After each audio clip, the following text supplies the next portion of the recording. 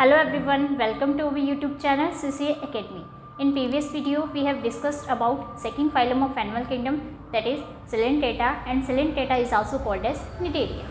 So in today's video, we are going to discuss about the third phylum of animal kingdom, that is Ctenophora. ठीक है, तो सबसे पहले इसमें हम देखेंगे that Ctenophora phylum firstly recognized by whom. तो ये जो Ctenophora phylum है, that is firstly recognized by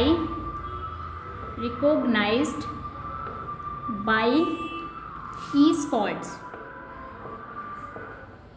Scotts नाम के एक साइंटिस्ट थे जिन्होंने सबसे पहले रिकॉग्नाइज किया टीनोफोरा फाइलम को इन 1829 ईस्वी में इन्होंने टीनोफोरा फाइलम को एक तरह से रिकॉग्नाइज किया था। इन्होंने बताया था कि नहीं, टीनोफोरा भी एक फाइलम है, इसको अलग से आप मेंशन कीजिए, अलग से इसमें जो ऑर्गेनिज्म है जिसमें कुछ इसके बेसिक फीचर होंगे वो हम पढ़ेंगे।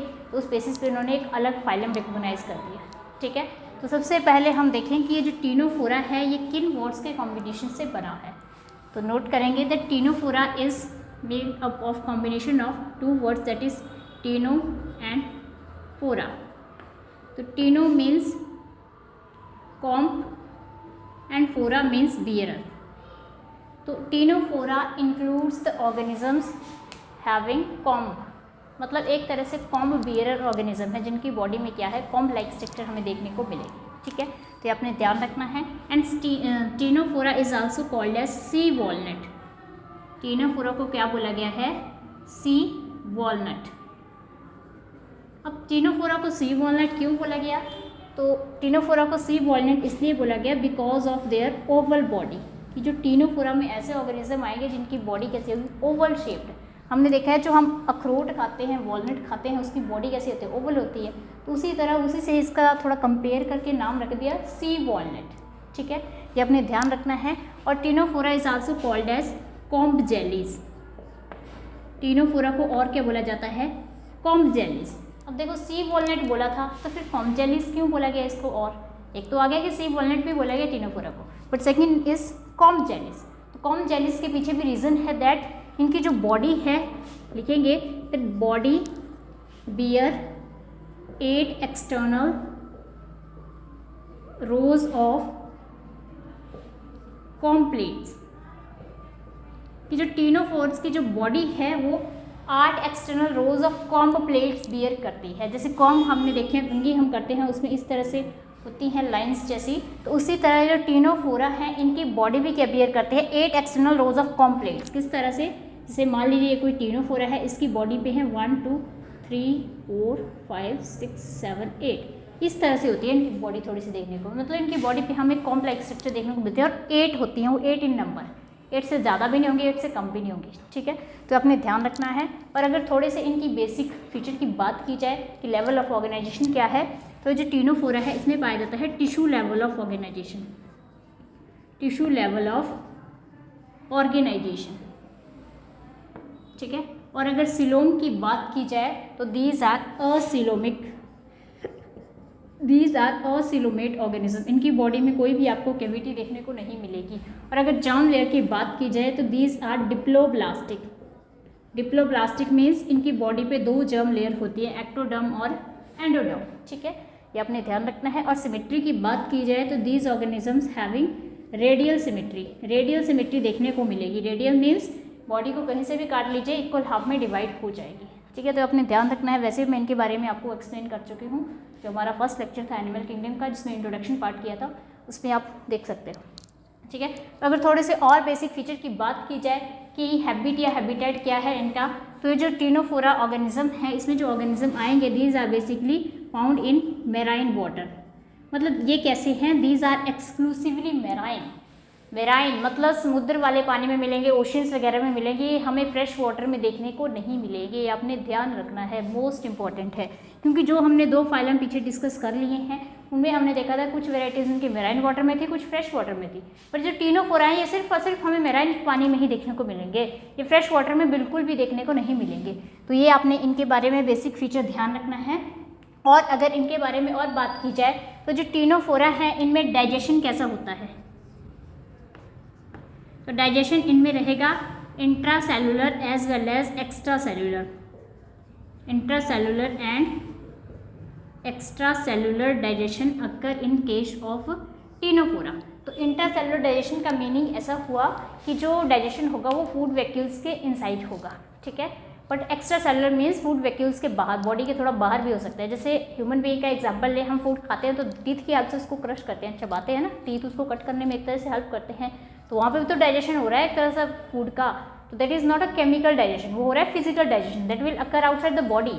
थोड़ा मतलब केमिकल डाइजेशन होगा, जैसे स्टमक वगैरह में थोड़ा केमिकल्स वगैरह होते हैं, एसिड होता है HCl वगैरह, तो वो हो गया केमिकल डाइजेशन। बट बॉडी के थोड़ा बाहर की माउथ में हो रहा है एक तरह से डाइजेशन, वो हो गया एक्स्ट्रा सेलुलर है, वो भी एक तरह से। उसी तरह टीनोफोरेंस की बॉडी में एक्स्ट्रा सेलुलर भी होता है डाइजेशन और इंट्रा सेलुलर भी डाइजेशन होता है, ठीक है। और टीनोफोरेंस के ऑर्गेनिज्म की बात की जाए तो इनमें जो ऑर्गेनिज्म होते हैं दैट आर बाइसेक्सुअल, मतलब मेल और फीमेल एक ही ऑर्गेनिज्म में आपको देखने को मिलेगा। And bisexual is also called as hermaphrodite, hermaphrodite organism होते हैं ये, ठीक है। और रिप्रोडक्शन की बात की जाए तो only sexual reproduction will occur, sexual reproduction ही इनमें हमें देखने को मिलेगी, ठीक है। ये आपने इसमें ध्यान रखना है कि सिर्फ और सिर्फ सेक्सुअल रिप्रोडक्शन ही देखने को मिलेगी। और फर्टिलाइजेशन इनमें कैसी रहेगी, फर्टिलाइजेशन विल एक्सटर्नल, फर्टिलाइजेशन इस पे एक्सटर्नल ही होगी। Internal fertilisation will not occur in case of a phylum ctenophora, ctenophora में बॉडी के बाहर ही होगी फर्टिलाइजेशन, ठीक है। और टीनोफोरियंस की जो बॉडी होती है इससे हमें कुछ टेंटिकल्स भी देखने को मिलते हैं, तो ये भी नोट करेंगे दैट टीनोफोरा हैविंग टेंटिकल्स, तो ये नोट करेंगे tentacles are seen in the body of ctenophora. तो टेंटिकल्स होते हैं small projection present on the body surface, मतलब हो भी सकते हैं नहीं भी हो सकते हैं बट वैसे होंगे, ठीक है। तो आपने ध्यान रखना है टेंटिकल्स हमें इसमें देखने को मिलते हैं। और टेंटिकल्स के ऊपर कुछ सेल्स होते हैं जिन सेल्स को बोला जाता है कोलोब्लास्ट, कोलोब्लास्ट। तो ये आपने ध्यान रखना है टीनोफोरा में कोलोब्लास्ट नाम के सेल्स हमें देखने को मिलते हैं। जैसे हमने पिछला फाइलम पढ़ा था निडेरिया, उसमें हमने देखा था निडोसाइट्स नाम के सेल्स थे वहाँ पे प्रेजेंट, ठीक है, निडोब्लास्ट हो गए, ओके। तो उसी तरह ये जो हमारे पास टीनोफोरा फाइलम है इसमें कोलोब्लास्ट सेल देखने को मिलते हैं। और ये जो कोलोब्लास्ट सेल हैं ये हेल्प किस पे करते हैं, help in capturing prey, prey को कैप्चर करने में हेल्प करते हैं, ठीक है। ये आपने इसमें थोड़ा सा इसके बारे में ध्यान रखना है। और अगर इसकी one of the basic property पूछी जाए कि कैसे आप पता लगाओ कि नहीं ये ऑर्गेनिज्म है ये टीनोफोरा से बिलोंग कर रहा है, चलो कुछ कुछ फीचर तो हैं, जैसे कॉम जेलिस बोल दिया है ना, 8 एक्सटर्नल रोज हैं इनकी बॉडी पे, बट कुछ एक और भी तो फीचर हो सकता है जिसकी वजह से आप एकदम से पता लगा लोगे कि नहीं ये टीनोफोरा से बिलोंग करता है ऑर्गेनिज्म। तो इनमें एक बेसिक फीचर होता है वो आपको ध्यान ही रखना है, that is bioluminescence. Bioluminescence is one of the basic feature of this phylum. अब ये बायोल्यूमिनेंस क्या होती है, तो bioluminescence means ability of an organism, लिखेंगे ability of an organism to emit light। इन ऑर्गेनिज्म में एबिलिटी है to emit light in the absence of light, मतलब इनकी मतलब एक तरह से क्या है इनकी बॉडी में या ये जो ऑर्गेनिज्म है इनमें ऐसी एबिलिटी है कि यह लाइट की अब्सेंस में भी, जैसे अंधेरा का मतलब अंधेरा रूम है तो उसमें भी इनमें एबिलिटी है कि ये लाइट एमिट कर सकते हैं, ठीक है। मतलब डार्क प्लेसेस पे भी यह एक तरह से लाइट एमिट करने की इनमें क्या है कैपेबिलिटी है।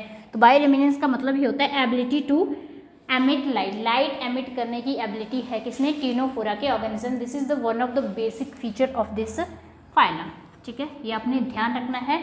और हमने बात की थी कि these organisms are called as comb jellies, ठीक है। तो ये जो कॉम्ब जेलीज हैं या कॉम्ब प्लेट्स हैं इनका भी एक फंक्शन होता है that will help in locomotion, मतलब मूवमेंट के लिए, लोकोमोशन के लिए कुछ तो हेल्प कर रहा होगा। तो जो कॉम्ब प्लेट्स हैं इनकी बॉडी पे 8 जो प्लेट्स हैं, 8 एक्सटर्नल रोज हैं जिनके कॉम्ब प्लेट्स के, ये कॉम्ब प्लेट्स हेल्प कर रही हैं इनको लोकोमोशन में, ठीक है, ये आप इसमें ध्यान रखेंगे, ओके। अब हम बात करेंगे थोड़ी सी इसके बारे में और कि जो डेवलपमेंट होती है वो कैसी होती है इन ऑर्गेनिज्म में।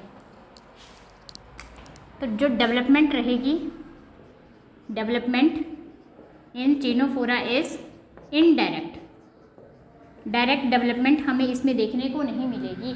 डायरेक्ट डेवलपमेंट का मतलब होता है जैसे जाइगोट बनाता है, जाइगोट से बनेगा एम्ब्रियो, और एम्ब्रियो बना देगा बेबी, और बेबी से बन जाएगा एडल्ट।